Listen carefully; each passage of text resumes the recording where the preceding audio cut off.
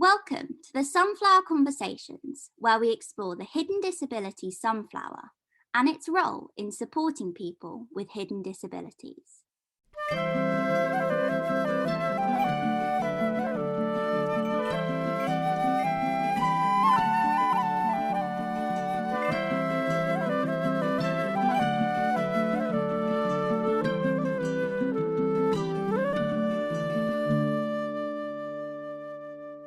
Welcome to the Sunflower Conversations. Your host today is myself, Chantal, and also is Lynn Smith from the USA, who heads up the USA operation. So hello, Lynn, how are you? Hello, very good, thank you. We will be discussing dementia in this episode with Jay Reinstein, who runs the VOA Foundation in America, which supports people living with Alzheimer's, which is a form of dementia. But before we start that, I'm just going to give a quick visual description of myself. Then Lynn, if you can do the same, and then you, Jay, just for accessibility. So I am a female in my midlife. I have got brown skin. I've got long brown curly hair. I'm wearing glasses, and I've got a scarf around my neck and the I Support Sunflower lanyard on. So Lynn, can I pass over to you? Absolutely. My name's Lynn, obviously. I am a white female with dark brown hair, wearing a black jacket, burgundy shirt, and I have fringe or bangs, as I was told. Bangs in the US, fringe in the UK. Um, so Jay, how about yourself? Jay Reinstein. I'm 64-year-old white male. I have no fringe or bangs because I am bald. I'm wearing a black sort of turtleneck shirt, and I'm wearing the lanyard that has sunflowers on it. Thank you very much. And thank you so much for your time today. We really appreciate it. So, Sure. globally, we know that someone develops dementia every 3 seconds. The more common types of dementia include Alzheimer's, vascular dementia, Lewy bodies, frontal temporal dementia, mixed dementia, young onset dementia, but there are also rarer forms of the health condition. So, Jay is obviously from the charity, so he's got a depth of knowledge around dementia and about his own lived experience. So, can we start off, Jay? Can you just please share with us what has your personal journey been? Well, I probably at 57 years old, I was still working in local government, and I had a career of almost 30 years serving, I think the last 6 as an assistant city manager in Fayetteville, North Carolina.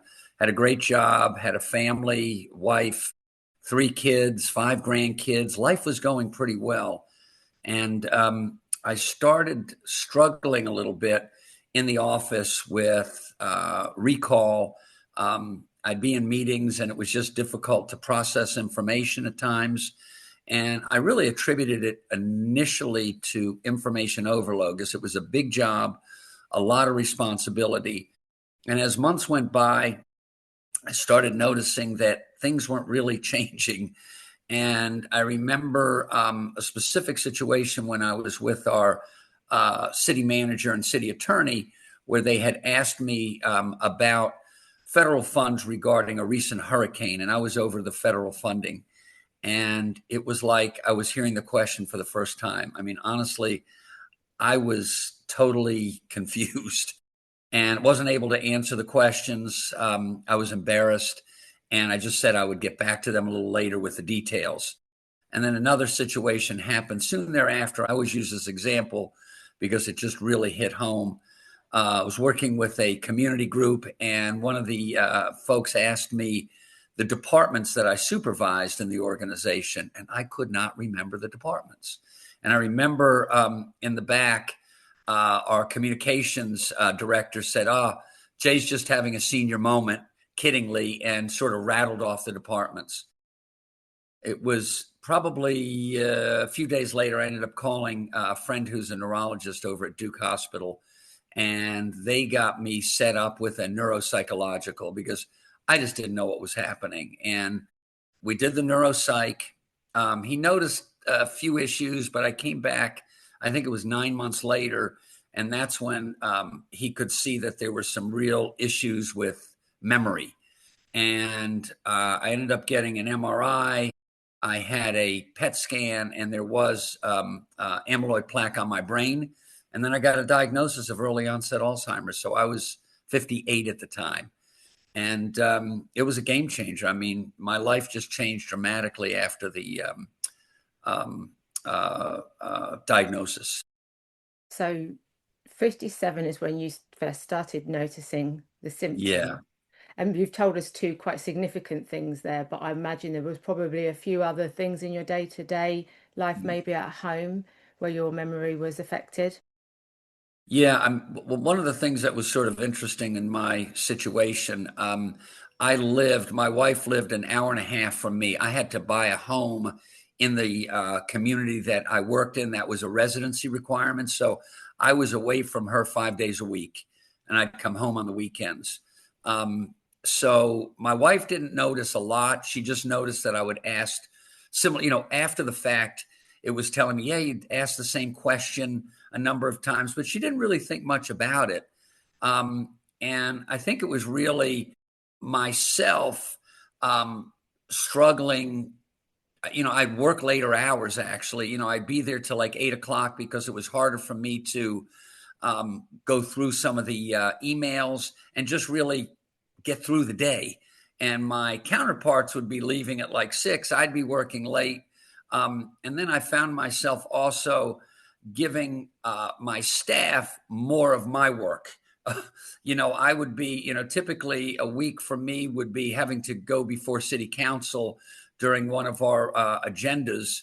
And I would not necessarily be able to talk about one of my issues. So I would give it to one of my direct reports. And I was doing that more and more. And it was sort of scary. And I was embarrassed, quite honestly, because I really didn't know what was happening. Yeah. It's a lot of confusion. Yeah. It wasn't good. I was not in a good place, I will tell you. Lynn will understand the setup of local council and government more in America more so than I, but that sounds like a very responsible job.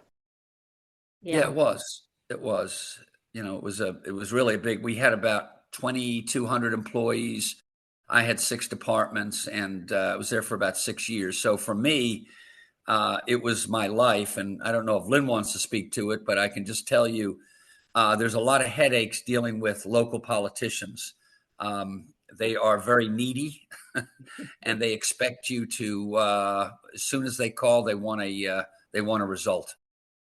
Wow. Yeah, you have to be on your game, So You I can do. see how you would be embarrassed if you couldn't remember something that you should know, and you're in the public's eye a lot. So Right. I can understand how that would affect you and how you would kind of start having other people take over because you were kind of embarrassed of what you might forget. Yeah. Was the diagnosis a relief when you found out? It's funny. Yes and no. I think it was more fear. Yeah, I was glad that I knew there Right. was a name to it. But I also feared future. What is it going to mean for my finances? What is it going to mean for my family?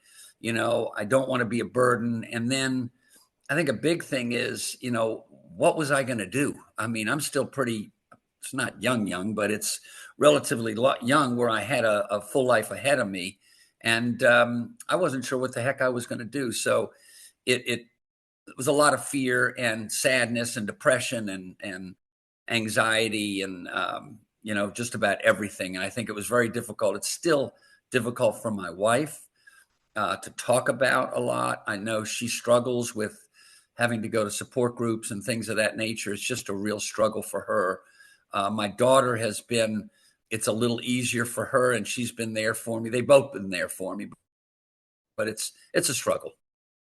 I think that's the thing, isn't it? When it doesn't just impact you, it's your Yeah. nucleus family and the people around you, because your whole life had to change. So you presumably gave Right. up work at that point, did you, when you got your diagnosis, or I did you push did. on for a little while? Or? Chantel, what was really helpful is that I had an employer who was very understanding, and my boss gave me a 6-month period to transition out of the organization. It was very helpful for me because I was able to tie up loose ends and also help hire the new person that would take my place. What was difficult, I think, and was sort of interesting, I was then starting to hear the stories from people. I remember my HR director, she had told me sometimes I would call her like 2 or 3 times in a day about the same issue. Really? You're Oh. telling me now stories after the fact. And I don't think people put 2 and 2 together, but I was hearing those. Even my boss said, you weren't the same for the last while, Jay. I could tell there were issues, but we just sort of, it wasn't a big deal, but people noticed there were some changes. But I felt like I was embraced by my organization, including the elected officials, and that made me feel pretty good. Now, there were people in the organization, and it would get back to me and that was just unfortunate. I think people just needed to be educated about the disease, but there were people that were saying, well, why is he still here? How is he making decisions? And it was very hurtful, but I didn't know about the disease. I didn't realize that a diagnosis isn't a death sentence. Yes. And I've done so many things advocating over the last several years, and it's given me purpose. I wouldn't have thought that when I received the diagnosis, but I have really made the best of a bad news. In terms of where you are now with your diagnosis, which is about 5 years on from. Yeah. And before we started recording, you were talking about projects that you're working on and traveling, etc. Do you think that the things that you're doing are like passion projects and you're not under kind of like a responsibility, a burden to deliver for the state or whatever? Has that affected the severity or the frequency of your symptoms or not? That's a really great question. That's never been asked quite like that. And that's, I think absolutely, I went through a period of sort of a really dark period for me. I'm still, I still see a therapist every 2 weeks. I have an incredible network of friends. But finding that purpose and finding those projects, and I'm on, I think, 4 different boards right now. I feel like I have purpose, and what I'm doing is making a difference, and it's giving people hope, and more importantly, I feel it's giving me hope because I wake up every day, and not every day is great. Sometimes I have difficulty in the mornings, but I feel like there are things that I can still do. And honestly, when I get together with friends, we don't talk about my disease that much. I have a lot of other health issues. Okay. So whether it's lupus, I just got diagnosed again with, oh God, it's with my eye. They have to I have to get injections in my eye now, and I can't remember what it's called. Anyway, it's pretty serious. The point is, I could focus on all my medical stuff and go crazy. But I also have sort of a glass half full kind of outlook. And while there's serious things going on in my world, I have so many great things going on: the travel, the family, friends. I go to lunch. I don't drive anymore, but I have friends picking me up for lunch just about every day. And so I get to see people, and I'm living life. Kind of like early retirement, doing the things that you actually enjoy. Yeah, and things that I wasn't, I was a workaholic, Chantel. I mean, I work, work, work. I love my job. I love being a public servant. So for me, I was in heaven, really. I mean, it was just the perfect match for me. After grad school, everything just fell in place. So I really worried about not working anymore. But, I got a pension, and then I got Social Security disability. So financially, I was able to survive. Good. And that's a good thing. So that took a lot of pressure off of my family. But it could be a lot worse. It could be a lot worse.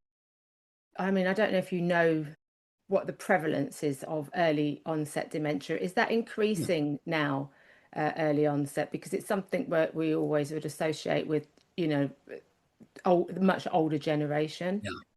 Yeah, they say now again, the statistics aren't that accurate. I think it's between 2 and 300,000 early onset in the US. I think it's a lot more, but with early detection and this new blood test that's now been approved by the FDA in the US, early detection is going to get those numbers. I think those numbers are going to go way up. And through my journey, I mean, I've met people in their early 40s that have been diagnosed with Alzheimer's. And again, like you said, I always thought it was, an old person's disease. And the expectation is, someone sitting in a wheelchair drooling sort of at the end of the, but there's so many people that are still living life with the disease. And that's what I want to focus on. It's reducing stigma, Yeah. Look at me. People will say, oh, you don't, it's the old thing. You don't look like you have Alzheimer's. And I always say, well, what does that look like? Yeah. So, that's sort of where I am. You are listening to the Sunflower Conversations with Chantal. To learn more about the sunflower, visit our website. Details are in the show notes. I really like your philosophy. It's very positive outlook, reducing stigma. One of the things that we do want to cover in the podcast, though, is what the barriers are, so that anybody listening can be a bit more empathetic and understanding. So I'm not wanting to sort of go down on a doom and gloom road, but it would be very useful to find out what are some of those. So obviously there's a big shift in terms of like working. You mentioned that mornings can be difficult. So just in general, and also some of the comments that you got from your colleagues, that stigma, which really hurtful comments. Are there any other challenges and adjustments that you've had to navigate? Like you were talking about your morning routine. Sure, absolutely. Well, one of the big thing was sort of my loss of independence with the inability to drive. So not being able to drive was a big one, and I wasn't sure how I was going to handle it. But I fortunately have that a group of a lot of good friends that have helped me in that area. I think. Quite honestly, you had mentioned early on the different types of dementia, whether it's frontal temporal or Alzheimer's. I think everyone has different barriers. I think for me, it was what was really important is getting into a support group who really you don't feel all alone. And you can talk about things that are affecting you. Like for me, I'm not ashamed about my anxiety issues and depression. And I take anxiety medication. I see a therapist every 2 weeks. And that's, I think, just part of the journey. I think another thing that I've tried to do is, it's hard for me to read books now. I don't retain what I'm reading. So rather than focus and get really frustrated with trying to read, what I do is I'll just look at headlines. I'll go online and I just look at headlines and maybe read the first couple sentences that sort of give me an idea. So I know what's going on in the world. It's those little things. I use a calendar for everything. So even when I have not an appointment or something I need to remember, I just plug everything into the calendar. And it's just sort of my way to remember sort of my to-dos and appointments and everything like that. Because it's like I'll be talking to someone and then I remember something. I say, hold on a minute. Let me just put this in here. Otherwise, I'll forget. And then I think the other thing is, too, just sort of a thing that's helped me.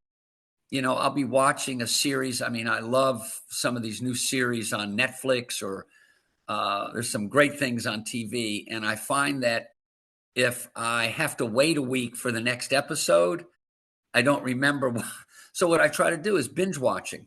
It's much easier if I can watch 4 episodes back to back to back so just little things like that have helped me out a great deal.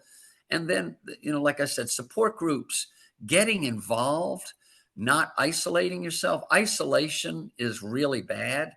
And if the more I can use my brain and to stay active, the better I think I am. And I think my neurologists, I have two neurologists in two different hospitals.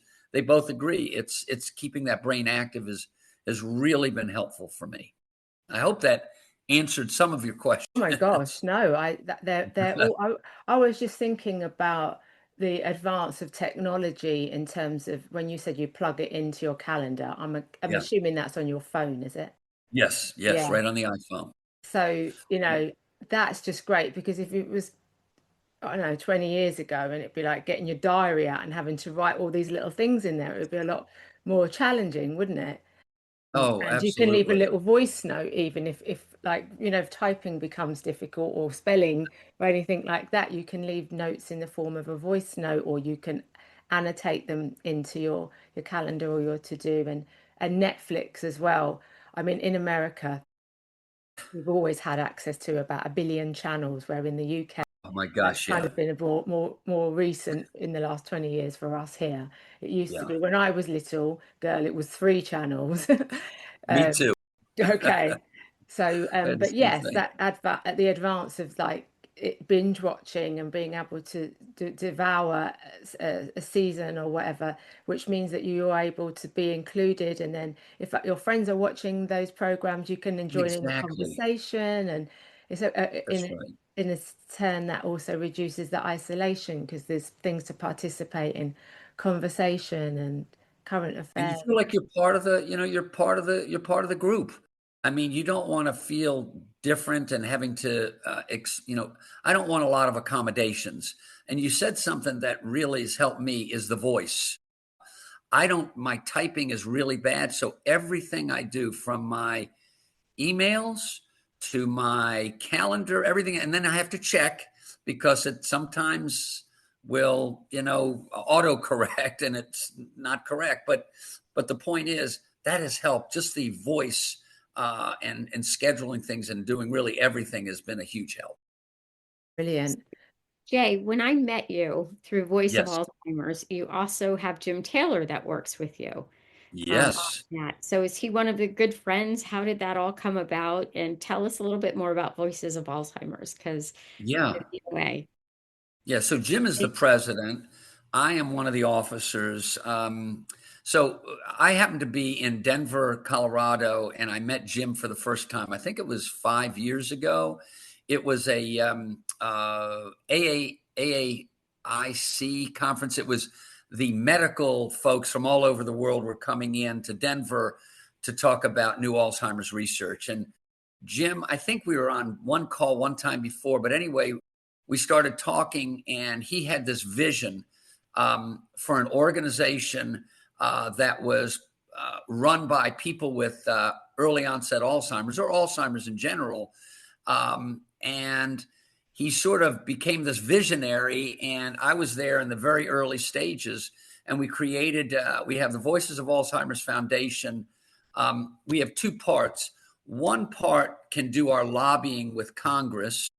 And then the other part is sort of the fundraising piece. We have different programming. We have podcasts to inform folks about new treatments. This one legislative item is really big, and I just mentioned that. This is something VOA is really pushing, is to get people with an early diagnosis before the age of 65 to receive their Social Security disability benefits, but most importantly, Medicare insurance immediately instead of a 2-year wait. Because honestly, there's so many folks that are diagnosed with this disease, and then they're out of work, and then they, the money and the insurance goes away. So we are now working with a lobbyist. We have, I think, 2 co-sponsors now for a bill, and we're hoping we can gain some traction with that. We're also working with general practitioners and neurologists to introduce them and make sure that folks are aware of the different treatments, because what's very interesting, a lot of general practitioners don't know a lot about Alzheimer's.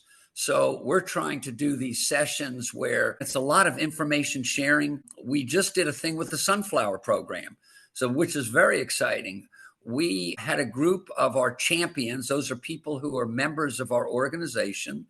We did a letter writing campaign, and we sent letters to all of the airlines. And we said, hey, we wanted to introduce the Sunflower program because it really can benefit people with hidden disabilities. And we started gaining some traction. I know Lynn was extremely helpful with this, but those are the kind of things we do. It's just really getting out there and trying to change and even reduce stigma regarding this disease. And I don't think I explained it maybe as well as I could have, but it's really a great organization. We do get, I do have to say, we get a lot of money from from Big Pharma. And we just completed a video that will be going on different ads around the country about Alzheimer's disease. And, you know, we're doing a lot of things. So busy. It is. It's really a great organization. And we have 6 members now on our board that are living with the disease. And then we have 6 other members that are very successful business people around the country that had helped us initially with sort of our initial funding. And now we're doing very well with our funding. I know VOA has been great in partnering with us as a Sunflower organization. And I love your letter writing campaigns, especially we kind of agree who to target or who to actually send the letters to. And, you know, we did have United Airlines come on as our first airline partner, and you guys have been wonderful sending lots of letters to them and giving me feedback every time you go to an airport. And a lot of times I'll get pictures from Jay at the airport, which is great. It's nice to see and what's working well and what his experiences have been. Can I share a really interesting experience just 2 weeks ago regarding my I was at Raleigh-Durham Airport and heading to Boston. I had a meeting with a pharmaceutical company that invited me for a couple days. So I went with a friend of mine because I don't like traveling myself. So my friend and I are going through security. He gets through before me, and I get stopped. They say that my ticket did not match my passport. They would not let me go through. And I'm like, in a panic because he's already through. He should have waited for me, but that's another story. And they said, we're going to have to, you know, figure this out. And I said, well, what are we going to do? Well, the TSA guy recognized the Sunflower right away, which was really nice. He walked me to my airline back to JetBlue. They got the ticket fixed. He walked me back to security, got me through security. And when it was over, when he got me through, I asked to see his manager because I was so impressed with the great customer service. And both of them were familiar with it. I wrote a letter to TSA talking about my experience, and they responded, not in an automated response, that they were going to share this with his coworkers and everything. And the point was, this lanyard made a difference. And honestly, it has helped me. The first time I heard about it was in the US. I read an article and I knew it was more popular in Europe. And I was in Heathrow a couple years ago. That's how I got in touch with Lynn. I was in Heathrow. I asked the person from United, I believe it was United or American. I can't remember, but I think it was United, if he had a lanyard.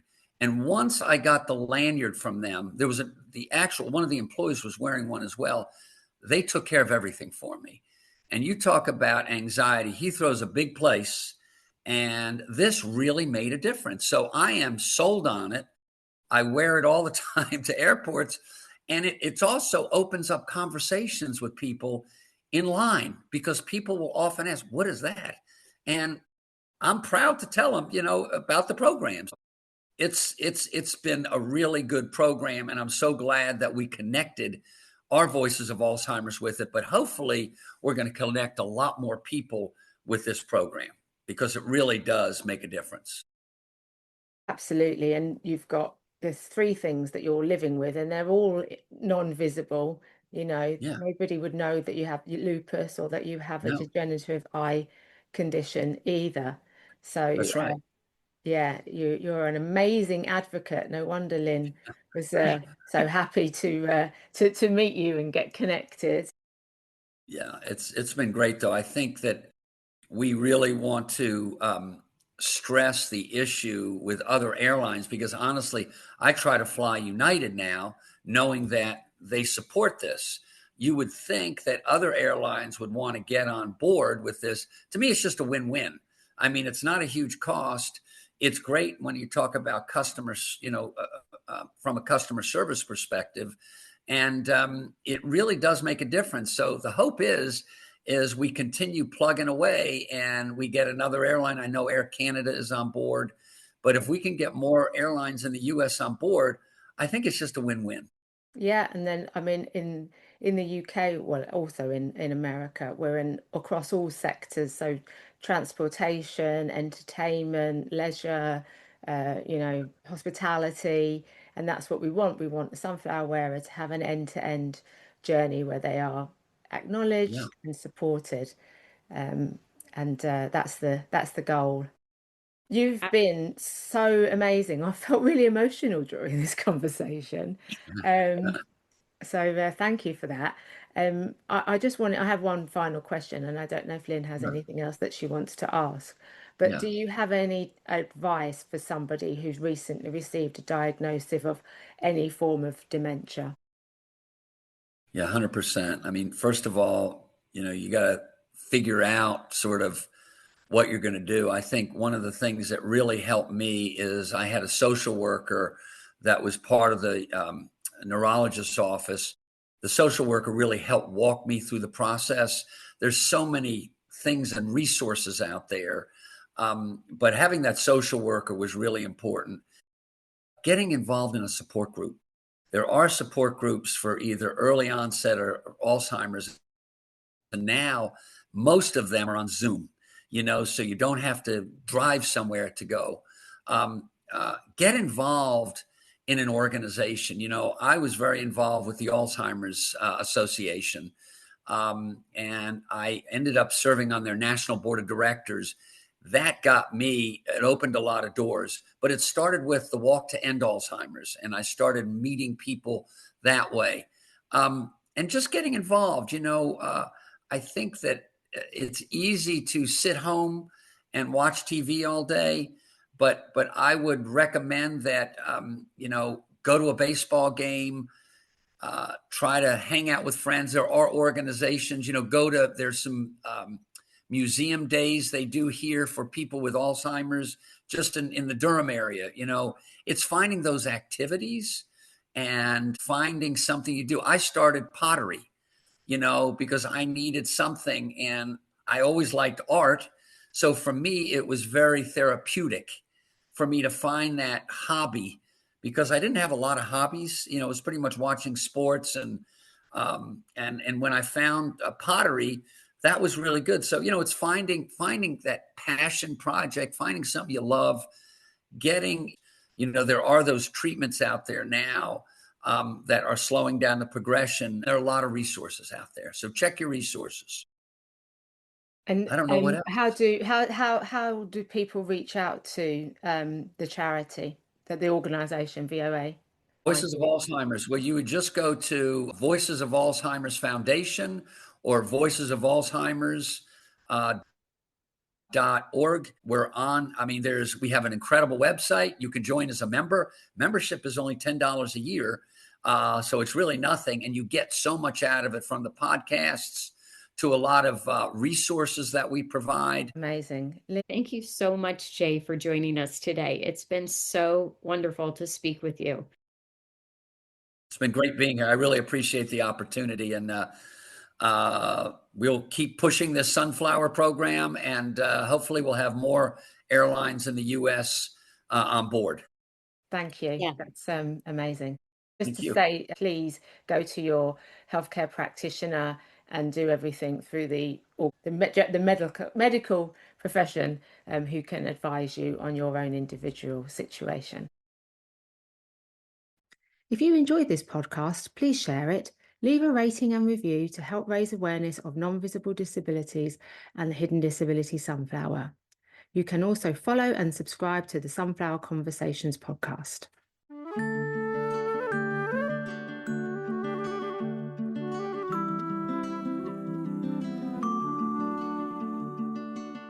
If you'd like to share your sunflower story or conversation, please email conversations@hiddendisabilitiesstore.com.